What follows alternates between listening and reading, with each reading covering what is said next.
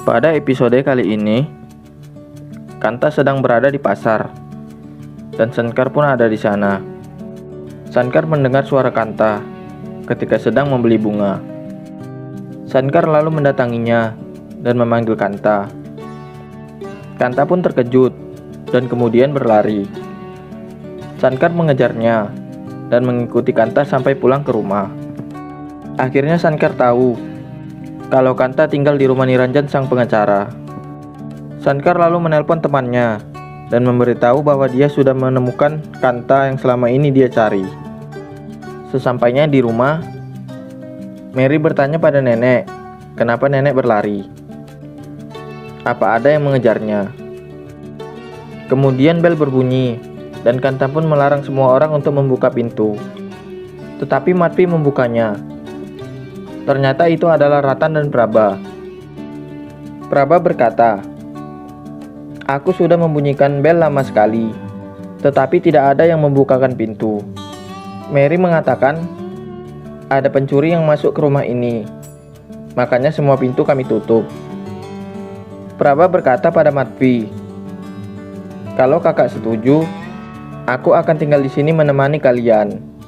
Aku sudah membawa bajuku saat pergi ke sini."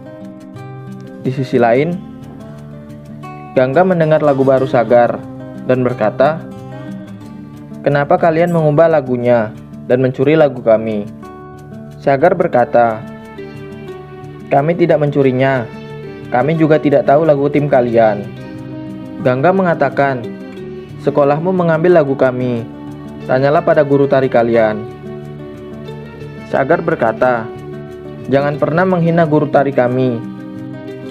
Gangga berkata, "Gurumu juga menghina guru kami.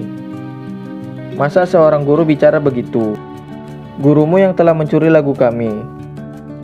Sagar meminta Gangga untuk tutup mulut dan jangan bicara buruk tentang guru tari mereka.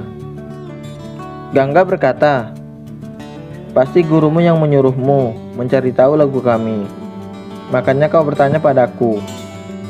Ternyata kau yang mencuri lagu kami. Kau adalah seorang pencuri, Sagar." Yas berkata, "Kau ini hanya seorang pelayan, Gangga." Gangga berkata, "Aku bukan pelayan." Kemudian Sagar berkata, "Yas benar, kau di sini bukanlah ratu. Apa kau punya bukti kami yang mencuri lagumu?"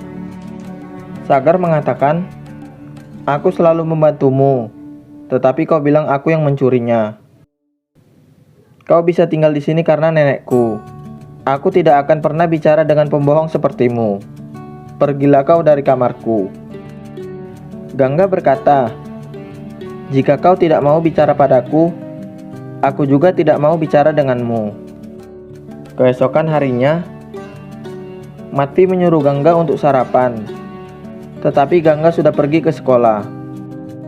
Yas memberitahu Matvi kalau Gangga tidak bisa ikut kompetisi karena lagunya sama dengan lagu mereka. "Guru kami sudah mendaftarkannya terlebih dahulu."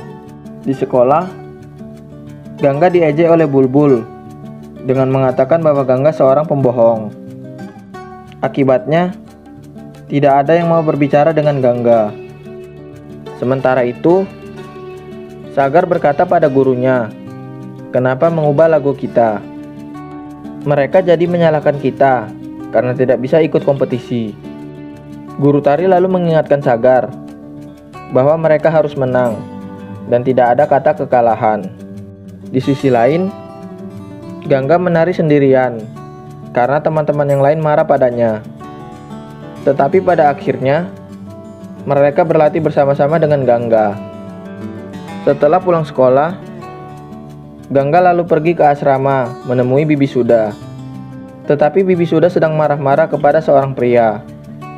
Pria itu telah menghina Suda karena tidak pernah mendapatkan kebahagiaannya dan selalu menggunakan sari putih yang tidak berguna. Bibi Suda lalu menandatangani dokumen dan menyuruh pria itu untuk pergi. Bibi Suda berkata, "Aku tidak butuh bantuanmu karena ada teman-teman yang akan merawatku." Aku akan memohon pada mereka, tetapi aku tidak akan mengetuk pintu rumahmu. Setelah kepergian pria itu, Bibi Suda menangis dan berkata, selama ini aku tetap diam dan mengabdikan hidupku pada agama. Di manakah salahku? Apakah seorang janda tidak boleh hidup bahagia dan mempunyai keluarga?